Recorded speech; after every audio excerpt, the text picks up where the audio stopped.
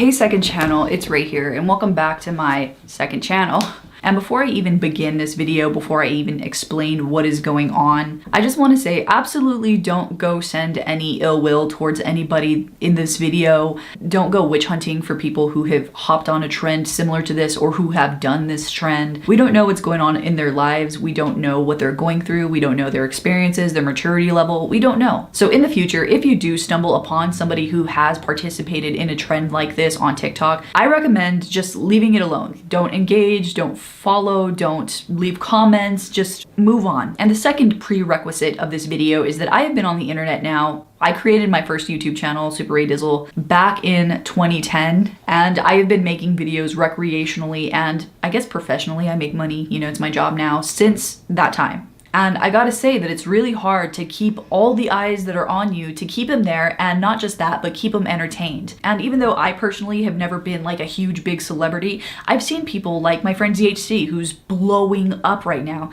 like what it's like to basically go from overnight regular person to a huge internet content creator, and how much pressure there is, judgment there is, and how much goes into content creating. You know, I can't even imagine what it would be like to be Charli D'Amelio. And if you don't know who Charli D'Amelio is, she is currently the most followed person on TikTok. Within the past year, she's literally gained 40 million followers, 60 million followers. It's an insane amount of followers that she's created. In the past year, she went from a normal 15-year-old girl to now a 16-year-old mega celebrity on the internet. She's been into Super Bowl commercials, she's modeled for Prada. She is like what I believe to be like a mainstream internet personality. So I just wanted to make those two things very clear about my point of view when I'm seeing this trend. Now this TikTok trend that I've seen it off and on throughout the past year, but last night I would say was probably one of the worst instances of this trend that I saw. So basically the trend is, and of course I'm paraphrasing, I'm not going to call out anybody specifically, I'm not going to show anything. So the general premise of this trend is that they will find a video of Charli D'Amelio where she's lip syncing or having a good time, or just like being a normal 16-year-old girl on TikTok, and they'll duet it saying that got 16 million likes, and they'll hold up a picture of their artwork and be like, but my artwork only got 30 likes. Let's show TikTok who the real talent is. Let's show TikTok who the real artwork is. Let's show TikTok who the real hard workers are. Or they'll say something along the lines of, that person in particular, they don't deserve those likes on that video. I deserve them. I deserve their following. I deserve that. I deserve it. I deserve it. Or the other one that I've seen is that they will try to like guilt somebody into following them. Like, I can't believe that Charli has millions of likes, but my artwork that I spent hundreds of hours on doesn't get any. Please give me a follow because I'm the real artist. Please give me a follow because I work so hard. Please give me a follow because I deserve it. Please give me a follow. You get what I'm trying to say.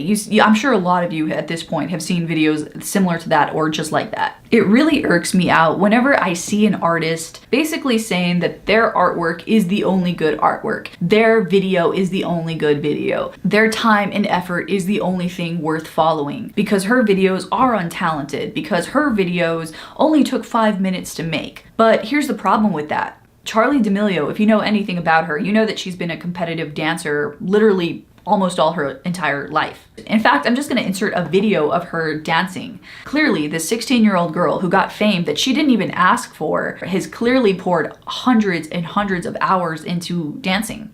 And to say that that's not artwork, to say that that's not talented, to say that that's not right, it comes off very gatekeepy and elitist. Only I can decide what is artwork. Only I can decide what is considered an art form. Only I can decide what is considered hard work. And the second problem is that it shows, in my opinion, it shows some kind of ignorance. If any of these artists have taken the time to actually look into the people they're talking about, they can really see that there is a huge production into creating videos. Charli D'Amelio has probably spent the past 10 years of her life working behind the scenes to make that dance look so easy. Just like us artists, we have spent literally most of our lives working so hard and practice drawing to whip out that drawing in an hour. It's the same thing, you know? So yeah, it comes off very ignorant to pick a video of Charli where she's just being a normal girl girl and say, this is what makes her famous, this is what gets her the likes, I can't believe it because I'm so much better. And like I said, if you were to do any research into her, you know she didn't get famous from just that one specific 30-second TikTok she posted. She got famous for her years of dedication to dancing. She got famous for uploading every single day, multiple times a day for the past year and a half. So all of that work, time, dedication, everything that Charli D'Amelio has put into her videos, you're gonna just focus on the one small video where she's just having fun on the internet. Whenever I see artists complaining about how this person got fame and I deserve it, and they got this and I deserve it, it comes off very bitter and jealous. And even if that's not their intention, that's just how it comes off. And I can tell you firsthand that I, as an artist, as a content creator, as somebody who's just constantly fluctuating up and down on YouTube, I have been there. You know, I completely understand what it's like to see somebody blow up overnight for what seems like almost nothing, and you feel hurt because you put so much hours and time and dedication into your video. How come that can't happen to me? How come I can't blow up? How come I can't get that? How come? And I hate to admit it to the worldwide public, but I've been there. You know, I'm only human. I've been jealous many times throughout my life.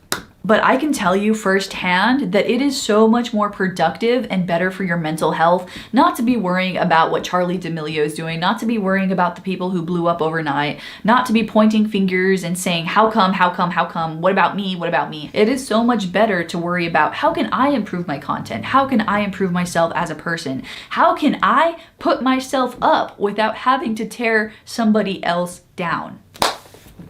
And somebody on Twitter left a really interesting comment because I kind of briefly talked about it. They said that if you have to pull somebody else down to get yourself up, you're already at the bottom. And I thought that was really great. And just to bring it back, if you do see somebody doing this trend, just ignore it. Like, don't comment, do anything, just scroll on and move on with your life. Because I've seen a lot of young creators who will use that sound bite and they'll see that that video of the artist holding up their artwork, they'll see that that has a lot of views. So they will use that sound bite for their own. And they don't know any better, they're kids, you know? But the people who are in their 20s, 30s, 40s, 50s making these videos about young girls on TikTok who have an audience for dancing, it's just weird, all right? And I do believe that somebody can make a whole entire video about the philosophy of why Charli doesn't deserve this, or why she doesn't deserve the likes, or why I deserve it, whatever.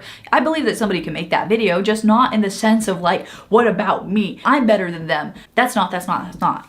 And the last point that I have to say, like literally 99.9% of all artists that I know, they're all wonderful people who love seeing other people's artwork. They love the fact that everybody else's style is different, that there's other types of artwork, that everybody has their own thing going on. Those differences is what makes artwork so good, is what makes it so fun, is that it's all these people coming together to make something fun and different and new.